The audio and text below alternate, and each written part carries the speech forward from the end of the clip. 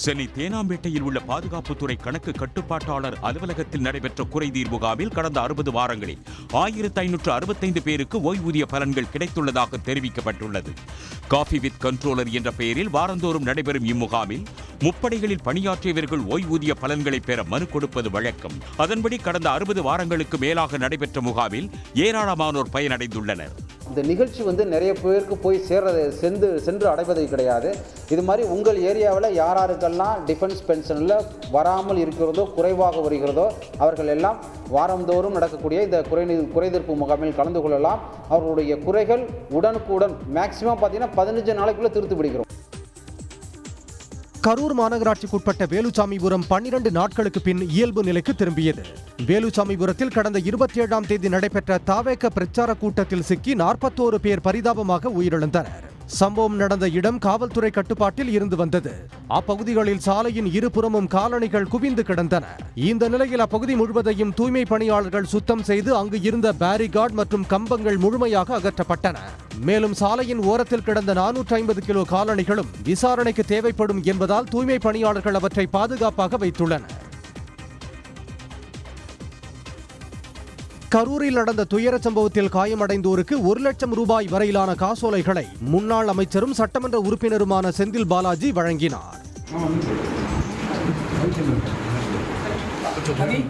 தாவேக பிரச்சாரத்தின் போது கூட்ட நெரிசலில் சிக்கி 41 பேர் உயிரிழந்த நிலையில் 100க்கும் மேற்பட்டோர் காயமடைந்தனர். இதில் காயமடைந்தோர் குடும்பத்திற்கு முதற்கட்டமாக 45 பேருக்கு முதலமைச்சர் பொது நிவாரண நிதியில் இருந்து 50,000 ரூபாய் முதல் 1 லட்சம் ரூபாய் வரை வழங்க உத்தரவிடப்பட்டது.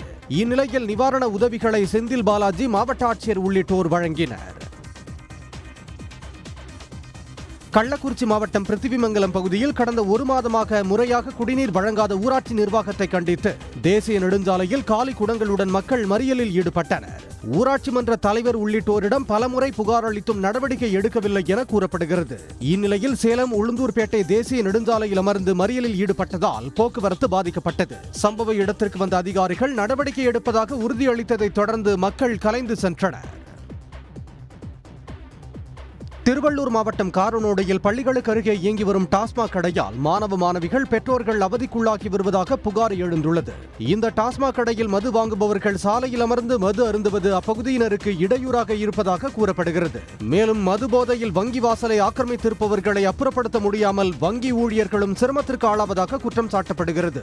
பொதுமக்களுக்கு இடையூறாக உள்ள இந்த டாஸ்மாக் கடையை வேறு இடத்திற்கு மாற்றுமாறு கிராம சபை கூட்டத்தில் 3 முறை தீர்மானம் நிறைவேற்றியும் அதிகாரிகள் நடவடிக்கை எடுக்காமல் இருப்பதாக அப்பகுதியினர் குற்றம் சாட்டுகின்றனர். இந்த வைன் ஷாப்பை மூடுறதுக்கு தகுந்த நடவடிக்கை எடுக்கலன்னா அடுத்த கட்ட நடவடிக்கையாக இந்த கிராம சபாவையும் நாங்கள் நடத்த விட மாட்டோம், ஆர்ப்பாட்டமும் பண்ணுவோன்றது இந்த நேரத்தில் தெரிவித்துக் கொள்கிறேன். இதனால பப்ளிக் ரொம்ப இடைஞ்சல்ன்றது ஃபுட்டேஜ் வரைக்கும் நான் கொடுக்கறதுக்கு நான் தயாராகிறேன்.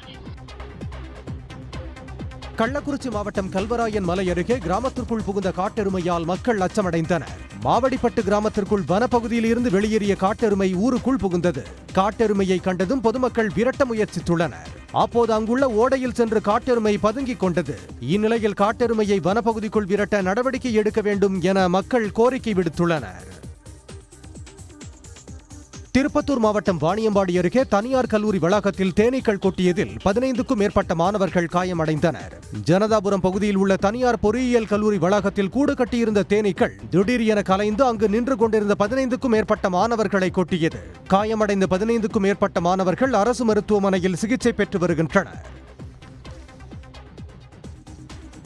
புதுச்சேரியில் கட்டுமான தொழிலாளர்களுக்கான நல வாரியத்தை முழுமையாக செயல்படுத்த வலியுறுத்தி அவ்வாரிய உறுப்பினர்கள் ஆர்ப்பாட்டம் நடத்தினர்.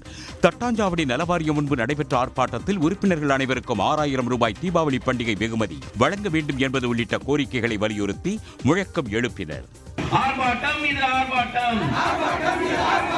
விபத்து காப்பீட்டு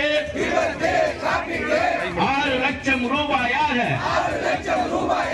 உயர்த்தி கொடு. முதலமைச்சர் ரங்கசாமி அவர்கள் அறிவித்த நடமாடும் மருத்துவர் குழு என்னானது? இந்த கட்டுமான தொழிலாளிகளுக்காக அறிவிக்கின்ற அறிவிப்பு எல்லாம் வெறும் வெற்று அறிவிப்புகளாக இருப்பதை இந்திய தொழிற்சங்க மையமும் CWF-ஐயும் வன்மையாக கண்டிக்கின்றது. நலவாரிய நிதியை முழுமையாக கட்டுமான தொழிலாளர்களுக்கு மட்டுமே பயன்படுத்த வேண்டும் என்பதும் இவர்களது வலியுறுத்தலாக உள்ளது. ஆரணி அருகே 8 மாதமாக கிடப்பில் போடப்பட்டுள்ள சாலை பணியை விரைந்து நிறைவேற்ற கோரி கிராம மக்கள் சாலை மறியல் போராட்டத்தில் ஈடுபட்டனர். அர்ஜுனாபுரத்திலிருந்து நொளம்பூர் செல்லும் சாலை ஜல்லி கற்களுடன் குண்டும் குழியுமாக இருப்பதால் கர்ப்பிணிகள் உள்ளிட்ட பலரும் அவதிப்பட்டு வருவதாக அவர்கள் புகார் தெரிவிக்கின்றனர். ரோடு பிப்ரவரியில் இன்னும் ஆரம்பிச்சதால இன்னும் முடிக்காமல் இருக்கிறாங்க.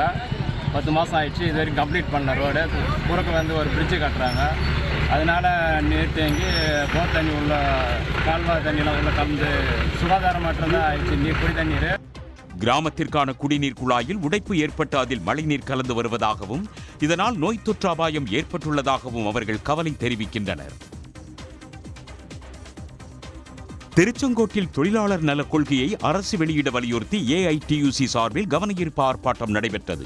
பழைய பேருந்து நிலையம் அருகே நடைபெற்ற ஆர்ப்பாட்டத்தில் தொழிலாளர்களின் உரிமைகளை பறிக்கும் ஒன்றிய அரசுக்கு எதிராக தமிழ்நாடு அரசு உரிய நடவடிக்கை எடுக்க வேண்டும் என்பது உள்ளிட்ட கோரிக்கைகளை முன்வைத்து முழக்கம் எழுப்பினர்.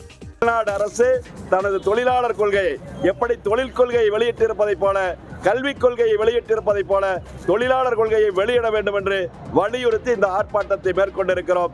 இந்த போராட்டம் தொடரும். தமிழ்நாடு அரசு இந்த கோரிக்கைகளை உடனடியாக நிறைவேற்ற வேண்டும் என்று வலியுறுத்துகிறோம். ஆர்ப்பாட்டத்தில் இந்திய கம்யூனிஸ்ட், AITUC நிர்வாகிகள் மற்றும் தொழிலாளர்கள் கலந்து கொண்டனர். உடனுக்குடன் செய்திகளை தெரிந்து கொள்ள சன் நியூஸ் பெல் ஐகானை கிளிக் பண்ணுங்க.